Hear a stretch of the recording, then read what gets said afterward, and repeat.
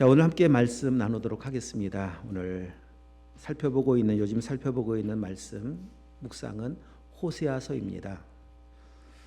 특별히 오늘 본문의 말씀은 호세아서의 주제이기도 한 말씀입니다. 호세아서의 주제일 뿐더러 모든 선지서의 주제가 오늘 본문의 말씀입니다.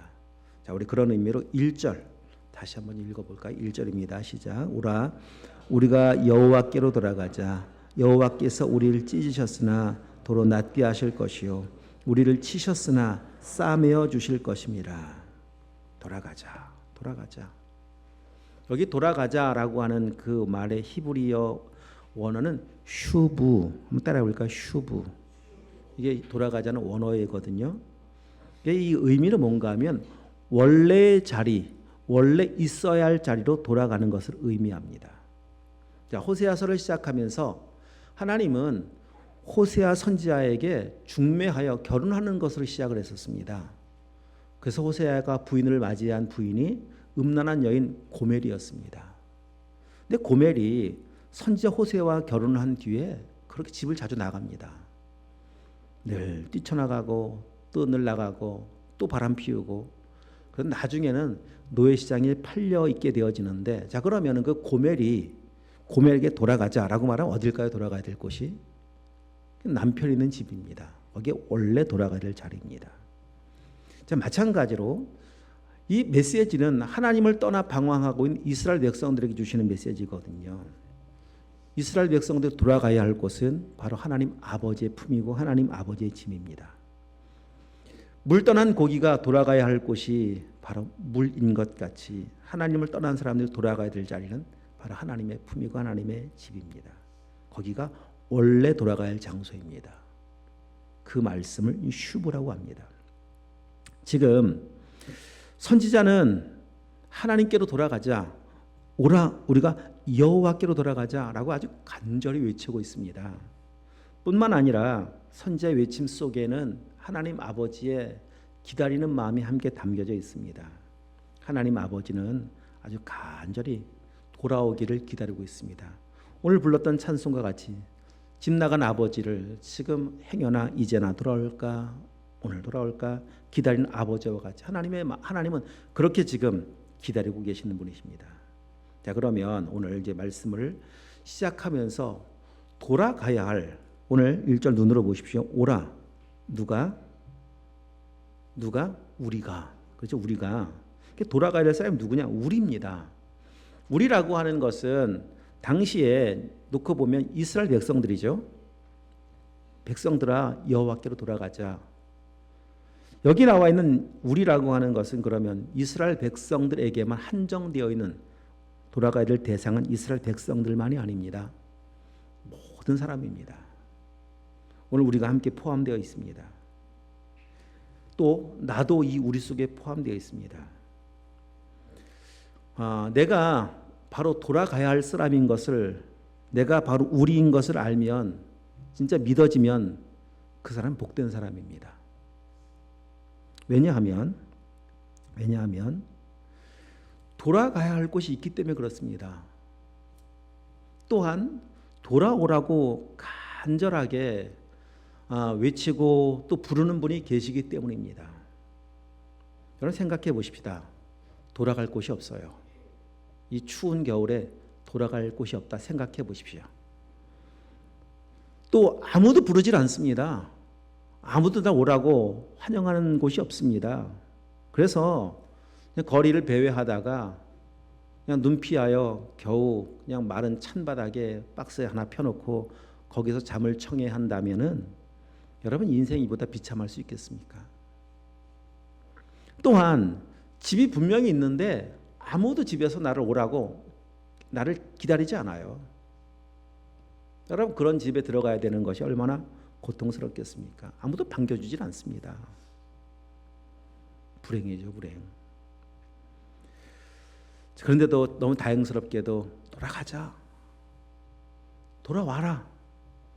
여러분 그렇게 외치고 있는 그 음성이 나를 향한 음성으로 들려진 은혜가 있기를 축복합니다. 그러면 이제 생각해 볼 문제는 뭔가 하면 돌아가야 할 나의 상태, 돌아가야 할 이스라엘 상태가 어떠한가를 좀 먼저 우리는 점검을 해볼 필요가 있습니다.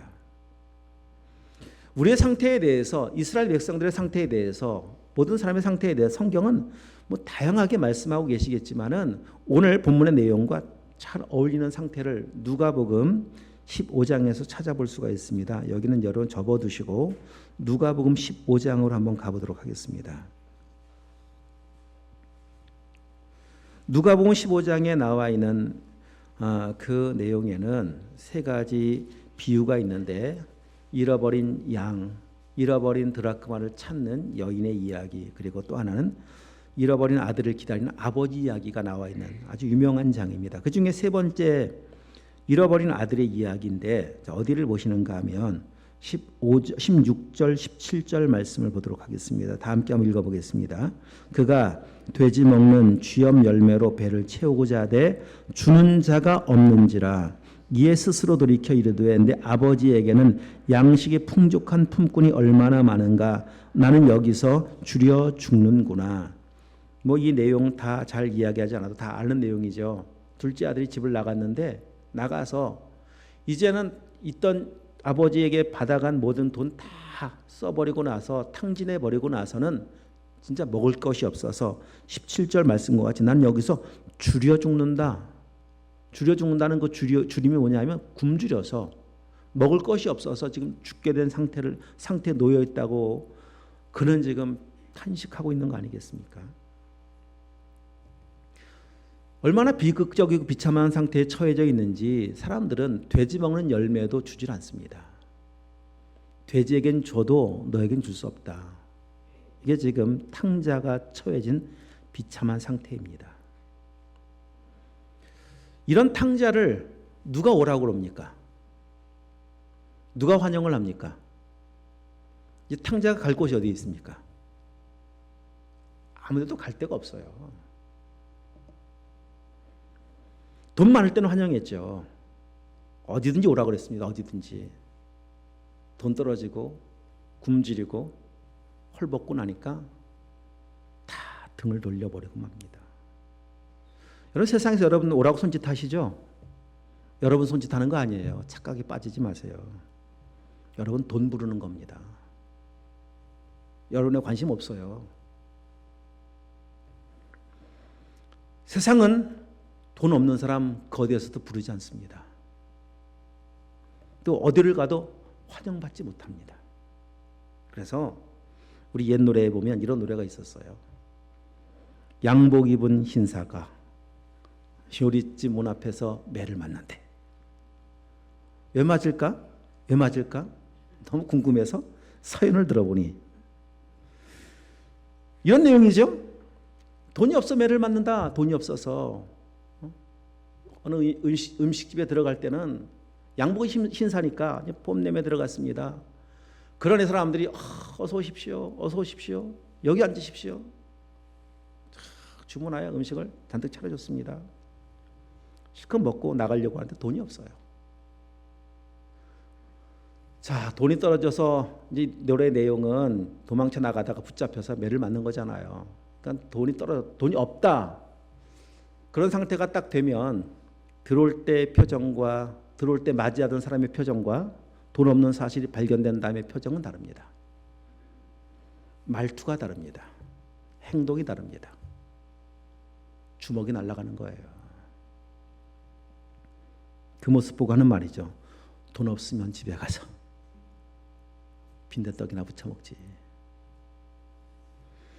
돈 없는 사람이 무슨 뭐 요리집이 뭐냐, 기생집이 뭐냐. 이게 세상입니다. 누가 돈 없는데 환영을 합니까? 병들었는데 누가 맞이합니까? 아무도 안 받아줍니다. 여러분, 이런 상태가 지금 이스라엘의 상태라는 거예요. 이런 상태가 지금 고멜의 모습이고, 이런 상태에 놓여 있는 모습이 누구냐? 내 모습이라는 겁니다.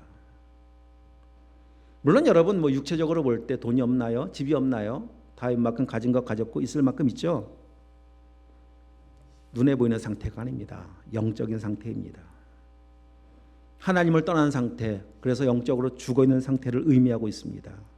이런 상태를 성경은 어떻게 정의하고 있는가 하면 죄인이라고 말을 하고 있어요. 하나님과 관계가 깨어지고 끊어져서 죽어 있는 상태가 죄인의 상태입니다. 여러분, 이런 존재를 좀 내가 인정을 해야 합니다. 내가 바로 하나님을 떠난 탕자입니다. 그러니까 인정되지 않으면 돌아갈 수가 없어요. 내가 탕자인 것이 인정되지 않으면 절대 안 돌아갑니다. 여러분, 탕자가 돈인데 돌아갈 생각을 했겠어요? 돈 있으면 아버지 생각해요? 오라고 하는 말, 돌아가자. 안 들려옵니다. 이 말이 귀에 들려오지 않습니다. 왜 돌아갑니까? 내가 지금 가진 게 많은데, 할 일이 많은데요. 안 돌아갑니다. 아버지 생각 안 합니다. 똑같습니다. 병 들었으니까 병원 찾는 거예요. 건강한 사람 병원 안 찾아요. 건강한데 왜 병원을 가요? 그렇죠? 1년에 2번씩, 아니 2년에 한 번씩 공짜로 건강검진 해주겠다고 하는데도 안 가잖아요. 건강한데 왜 갑니까? 성령께서 그래서 나의 상태를 좀 조명해 주셔야 돼요. 내 외적인 상태가 아니라 내 마음의 상태, 영적인 상태가 조명되어져야 돼요. 내가 조명해 볼 성령님 앞에서 그 은혜 앞에 내가 서보니까 내가 탕자구나.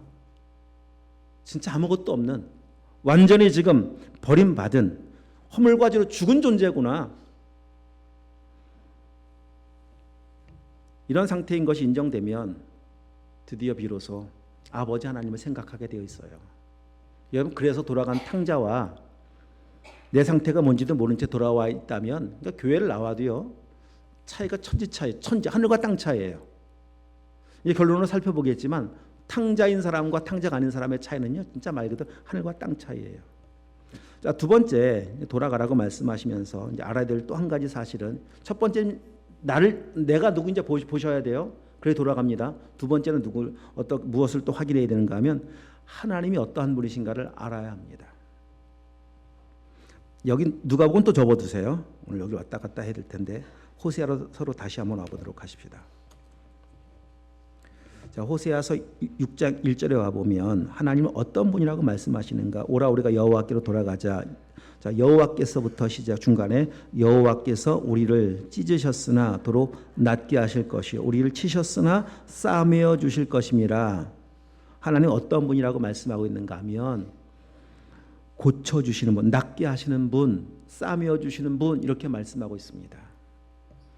여기 낫게 하신다라고 할 땐 낫는다라고 하는 말이 우리가 잘 알고 있는 여호와 라파가 치료하시는 하나님이라는 의미입니다.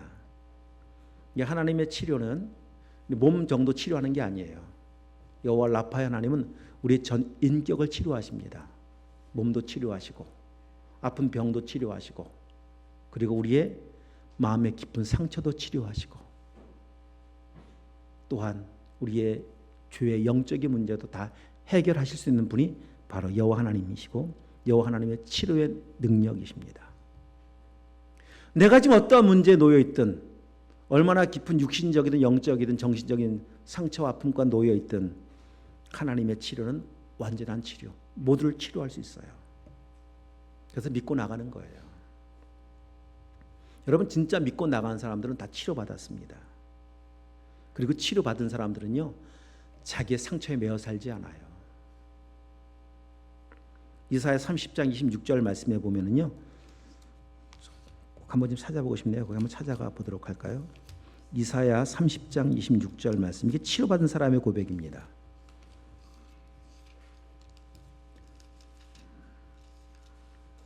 자, 30장 26절 다 함께 한번 읽어보겠습니다. 1003쪽 앞으로요. 1003쪽 읽겠습니다. 여호와께서 자기 백성의 상처를 싸매시며 그들의 맞은 자리를 고치시는 날에는 달빛은 햇빛 같겠고 햇빛은 7배가 되어 7날의 빛과 같으리라. 여기 나오죠. 싸매시는 분, 치료하시는 분, 고치시는 분. 그렇게 고치고 난 뒤에는 상처가 별이 됩니다. 상처에 매여 살지 않습니다. 오히려 약함을 자랑해요. 그게 능력입니다. 십자가의 비밀이고 능력입니다. 그렇게 행하실 수 있는 분이세요. 여러분, 진짜 하나님의 완전한 치유를 경험한 사람들은요, 거기 안 묶여 있습니다. 그 약함 속에 매여 있지 않습니다. 약함이 강함되는 능력의 고백을 하며 살아가고 이런 나를 고쳐주신 하나님을 찬양하죠. 자, 다시 본문 오십시다. 하나님 치료하시는 분, 두 번째 하나님은 어떤 분이신가 하면 2절 말씀 6장 2절 여호와께서 이틀 후에 우리를 살리시며 셋째 날에 우리를 일으키시리니 우리가 그의 앞에서 살리라. 하나님은 살리시는 분이십니다. 살리실 수 있는 분은 하나님밖에 없어요. 우리를 살리시려고 여기 셋째 날에 살리라. 셋째 날 하면 떠오르는 단어가 뭡니까? 부활이잖아요. 부활.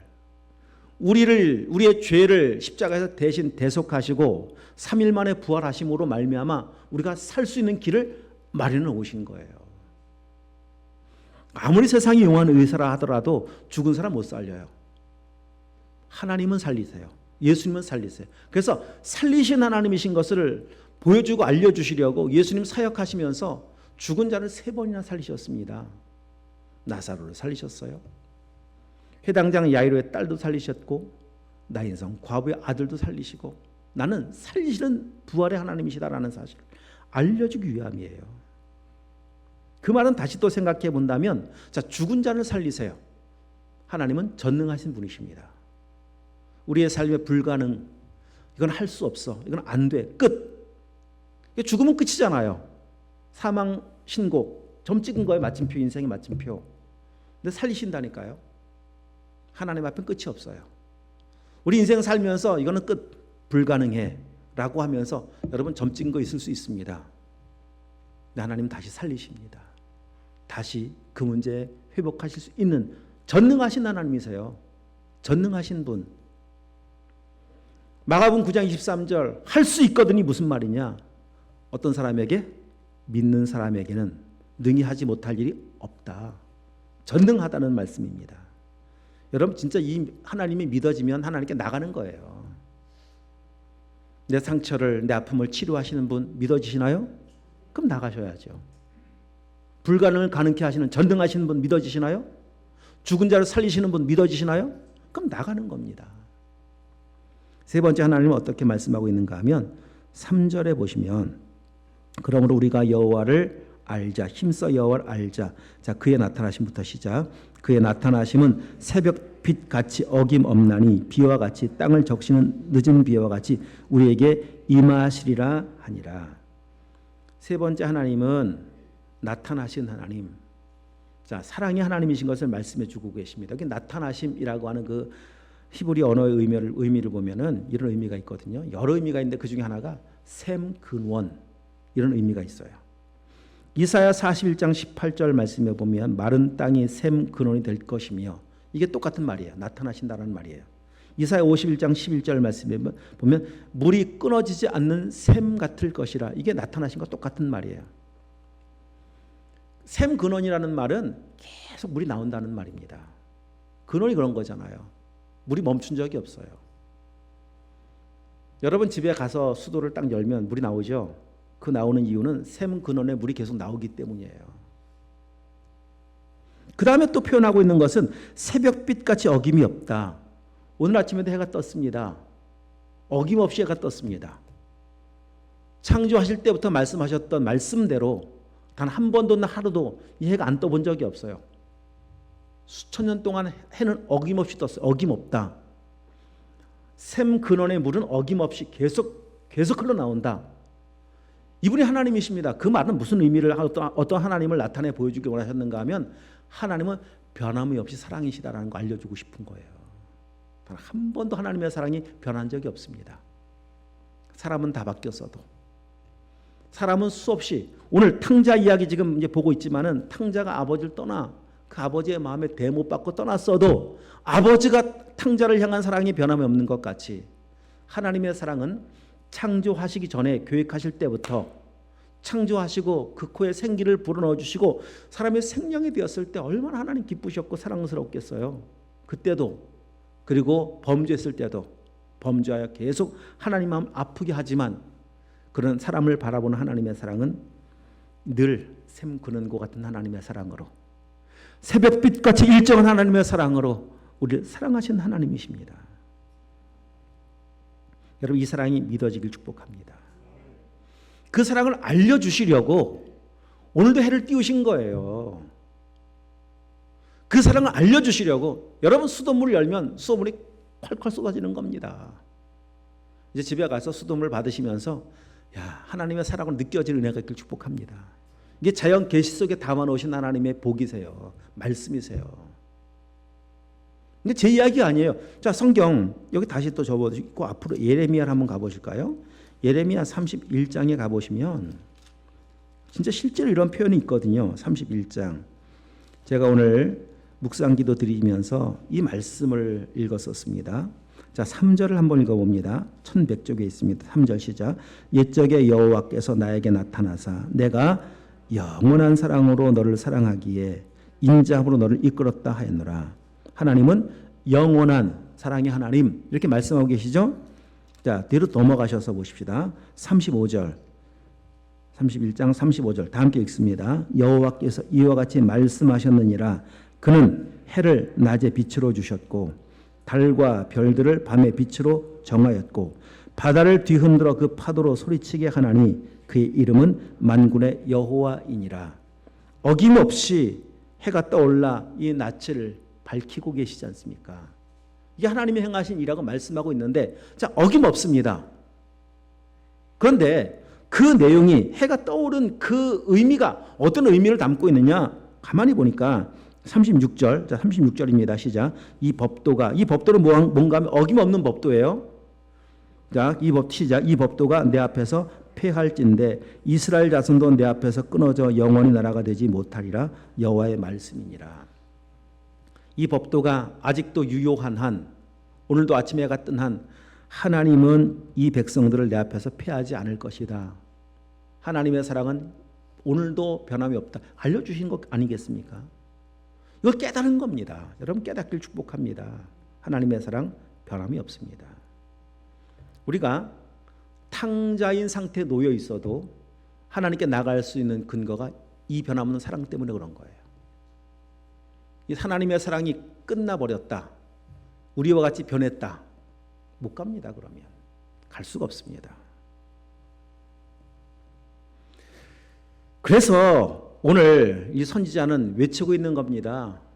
우리를 다시 치유하시고 회복하실 수 있는 능력의 하나님, 우리를 다시 살리실 수 있는 전능하신 하나님, 우리를 오늘도 지금도 변함없이 사랑하시는 하나님 앞에 나가자.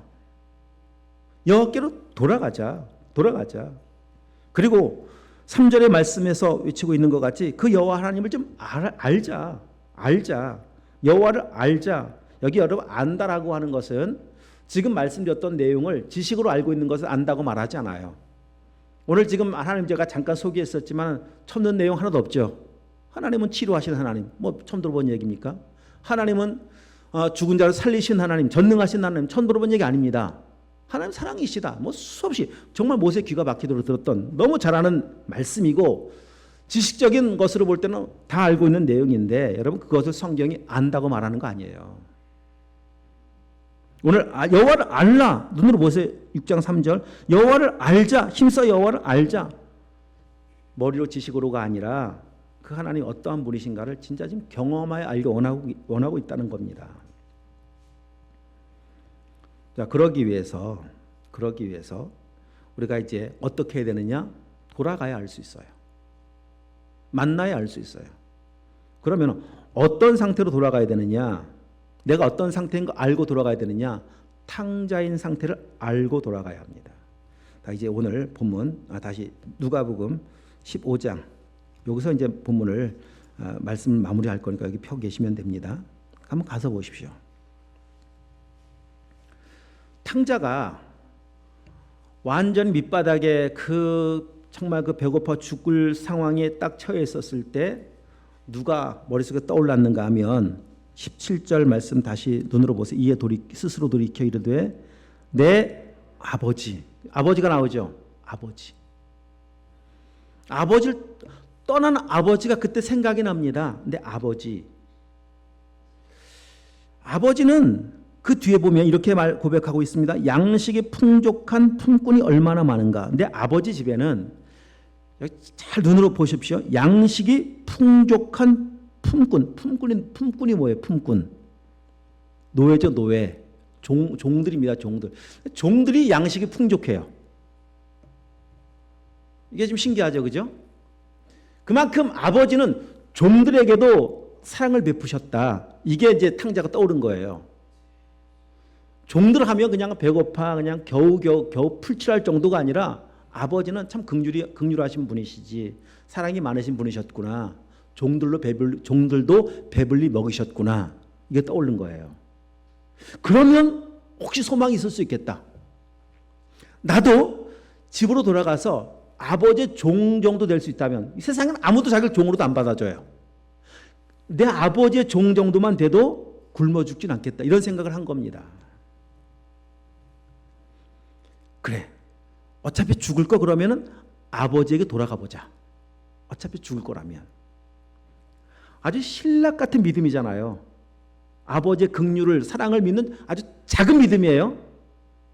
여러분 그 믿음이 있으니까 발걸음을 옮기기 시작한 거예요. 이 믿음조차 없으면 못 옮긴다니까요. 자, 발걸음을 옮기는데 너무 힘들잖아요, 사실. 배고파 힘든 것보다 더 힘든 게 있어요. 자기가 잘못한 것 때문에 힘들어요. 아버지의 마음을 진짜 대못 받고 나왔거든요. 한 걸음 한 걸음 옮기는 게 그렇게 힘들어요. 옮기면서 진짜 나를 받아주실까? 한편의 마음은 안 받으실 것 같아. 어떻게 나를 받아줘? 내가 나를 알지만 어떻게 나를 받아줘? 나 같은 거 어떻게 받아줘? 돌아가는 게 헛수고 있죠. 헛수고. 이 먼 나라까지 와서 여기 거기까지 돌아가는데 얼마나 힘들었겠어요. 두 마음이 그냥 얼마나 그 마음 속에서 그냥 서로 충돌을 일으켰겠습니까? 이 갈등이죠, 갈등. 갈등이 있겠습니까? 그래도 몰라. 혹시 몰라. 아니야, 넌 갈 필요 없어. 넌 가면 죽는다니까. 자, 가면 죽어. 이게 누구의 속삭임이에요? 이게 마귀의 속삭임입니다. 너 같은 걸 누가 받아줘? 이게 진리일까요? 우리 마음 가운데 여러분 마귀는 끊임없이 우리를 향해서 참소하고 저주를 퍼붓습니다. 너는 안 된다고. 너는 가도 소용없어. 누가 너 같은 걸 받아주고. 여러분 이 마귀의 말이 더 크게 들려오면 인생은 진짜 말 그대로 절망이에요. 그럼 죽는 거예요. 하나님이 나를 사랑하신다라고 하는 이 복음이 더 크게 들려오길 축복합니다. 그러면 산다니까요. 탕자가 그래도 혹시 아버지는 혹시라고 하는 그 작은 믿음이 더 크게 탕자의 마음 가운데 갈등 속에 받아온 거예요. 자, 이제 그렇게 한 걸음 한 걸음 옮겨서 거의 집 근처까지 왔습니다. 근처까지 왔어요. 혹시 여러분 집 나갔다 오신 적 있나요? 저는 알아요. 집 나가본 경험이 있어서 아는데, 여러분 집이 보이기 시작할 때가 그 마지막 그 거리가 가장 힘들잖아요. 집 보기 전까지 어떻게 힘들게 오는데 집이 딱 보여요. 보이는 순간 더 갈등이 심하게 찾아오기 시작해요. 갈까? 다시 갔다가 보여? 돌아갔다가. 이게 마지막 걸음이 가장 힘든 걸음인데, 그런데 놀랍게 되어서 성경 볼까요? 20절. 이에 일어나서 아버지께로 돌아가죠. 아직 시작. 아직도 거리가 먼데 아버지가 그를 보고 측은히 여겨 달려와 목을 안고 입을 맞추니. 도저히 걸어갈 수 없는 남은 거리는 아버지가 버선발로 달려오셔서 아버지가 이끌고 들어가세요. 가자.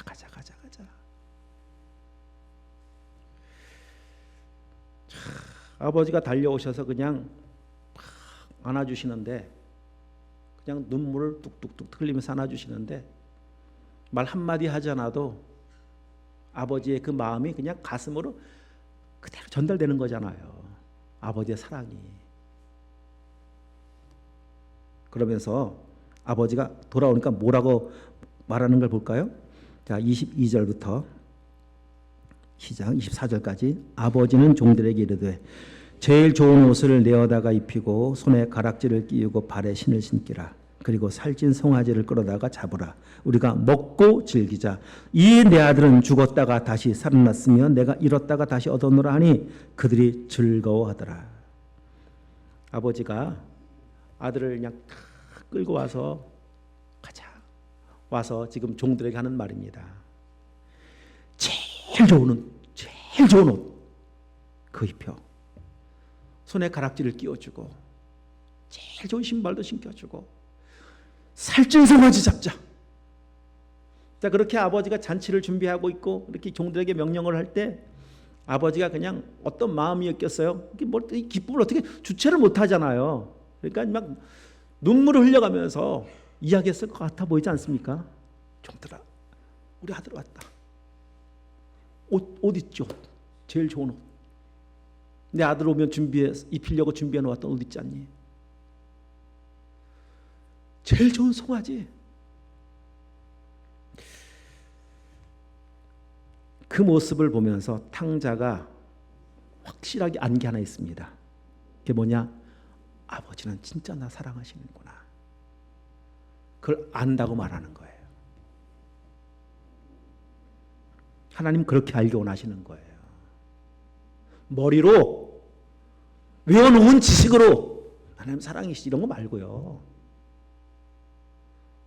진짜 내 마음으로 정말 하나님 사랑이시구나. 진짜 나 사랑하시는구나.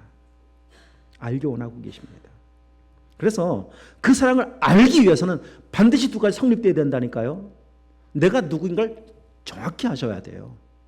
내가 누구라고요? 내가 죄인, 내가 탕자인 걸 정확히 알아야 돼요. 두 번째, 돌아가야 돼요. 그 품에 안겨봐야 돼요. 멀리서는 알 수가 없어요. 상상으로 아는 거 아니에요. 그냥 가면 알아요. 품에 안기면 알아요. 굳이 아버지는 어떤 분이라고 설명할 필요가 없어요. 논리적으로 설명 안 해도 돼요. 그냥 하나님은 사랑이시거든요. 자, 여기 잘 보면 큰 아들이 하나 등장을 합니다. 어디를 보시느냐? 25절 말씀 보십시오. 맏아들, 큰 아들. 아버지를 떠난 적이 한 번도 없는 아들입니다. 늘 아버지와 함께 살았었어요. 맏아들입니다. 또 29절 한번 가보십시다.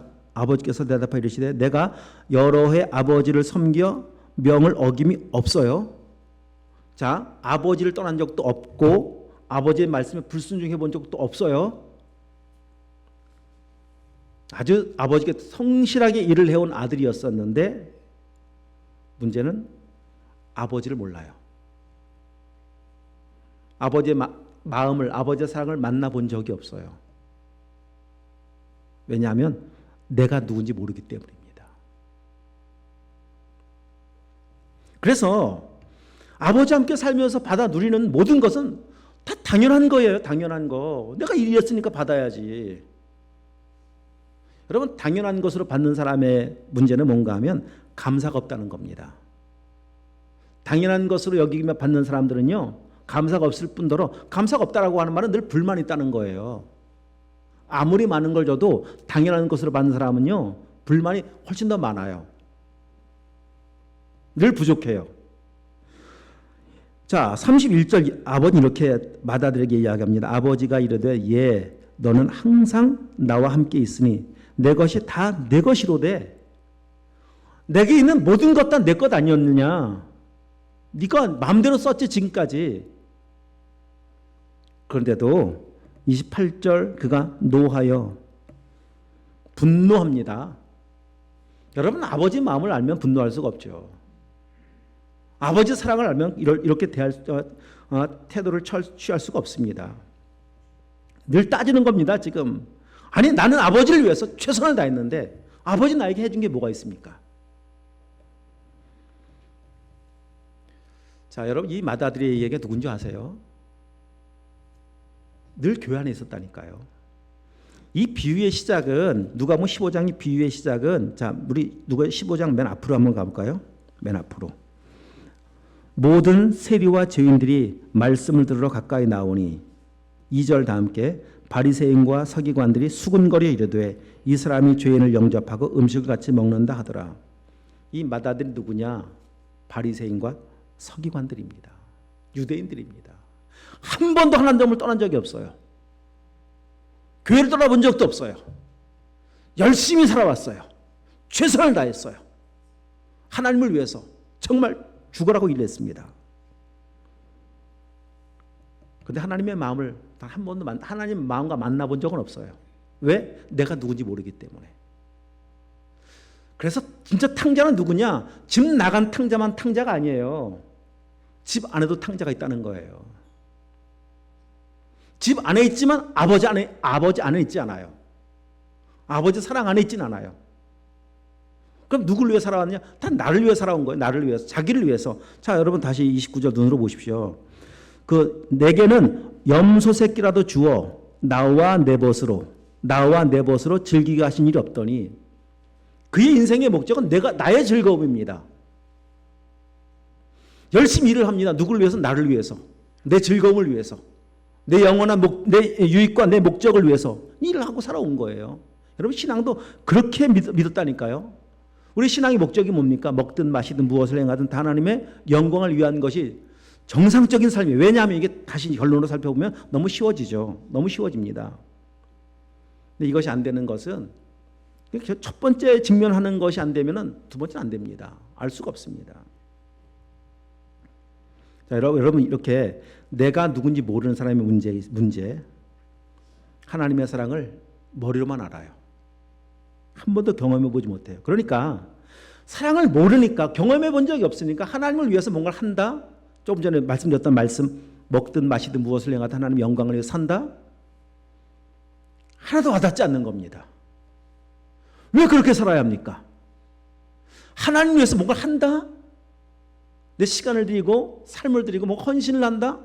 늘 부담스럽죠. 예배를 드려도요, 평생을 드려도 단 한 번도 하나님 받으실 만한 예배 드려본 적이 없습니다. 여러분 진짜 문제 뭔지 아세요? 이 진짜 문제 심각한 거예요. 인생의 종말을 만나면 이런 평가받아요. 내가 너를 누군지 모르겠다. 마태복음 7장 21절에 나오는 수없이 많은 사람들이 주의 이름으로 선지자 노릇했고요. 귀신도 쫓아냈고요. 능력도 행하였고요. 아버지 명을 어긴 적이 없었는데요. 나는 내가 누군지 모르겠는데. 여러분 진짜 탕자 됩니다. 진짜 탕자. 영원한 탕자 됩니다. 영원한 지옥, 영원한 멸망. 인생을 살면서 여러분 실패를 경험해도 이보다 큰 실패는 없고, 인생을 살면서 수없이 많은 가슴 아픈 일을 경험해도요, 이 마지막 내가 너는 누군지 모르겠다, 영원한 탕자 되는 것보다 비극적이고 슬픈 일 있나요?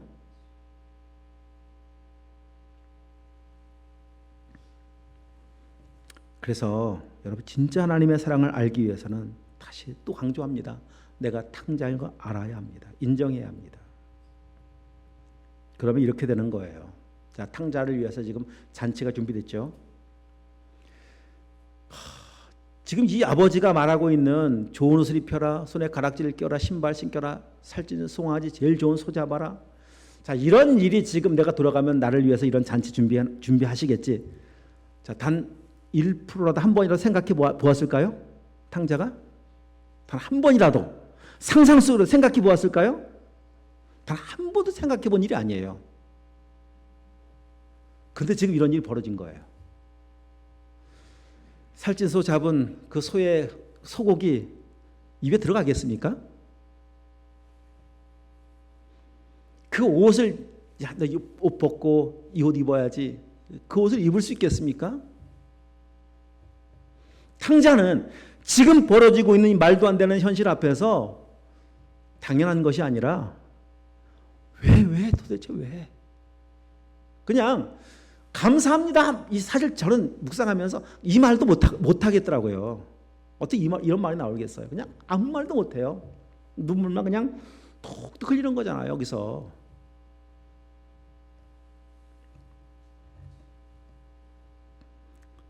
뭐를 더 바라겠습니까? 뭐 잔치 음식 이렇게 차렸냐? 왜 이 맛이 짜냐? 맵냐? 찬밥도 언밥 가릴까요 지금? 사실 다 필요 없습니다. 아버지가 나를 아들로 받아준 이 한 가지 사실, 나를 안아준 그 순간 끝나버렸어요. 잔치 안 해도 되고요, 돈 안 입혀도 상관이 없어요. 그냥 그 사랑에 감격하는 거예요. 그렇게 알면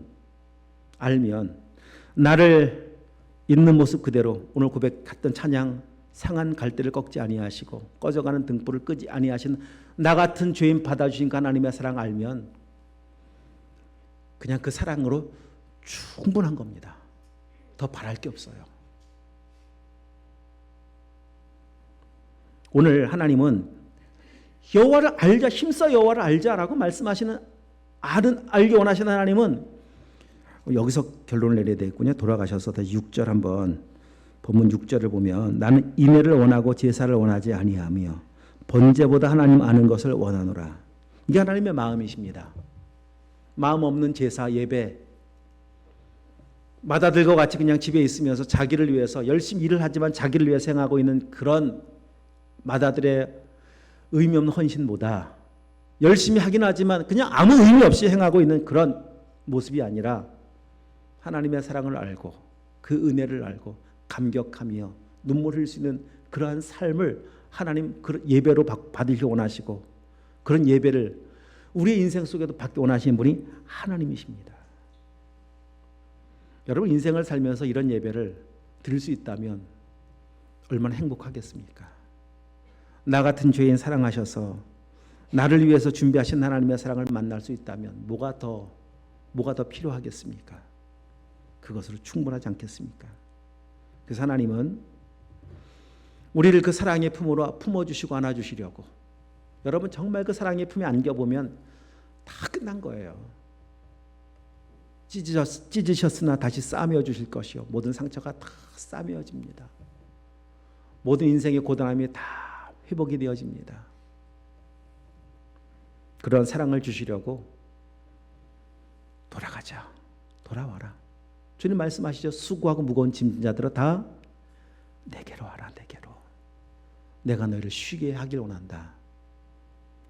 여러분 하나님의 품만이 우리가 진짜 쉴 수 있는 참된 안식처이십니다. 그 품 안에서만 우리가 회복될 수가 있습니다. 우리 주님의 그 사랑의 품 안에서 회복됨으로 치유되고 다시 살아남으로 우리가 어디에 처하든 어떤 삶을 살든 그 은혜 때문에 만족하며 기뻐하면서 하나님 영광을 향한 믿음의 걸음을 힘있게 걸어가실 수 있는 은혜가 있기를 주님으로 축복합니다. 기도하도록 하겠습니다.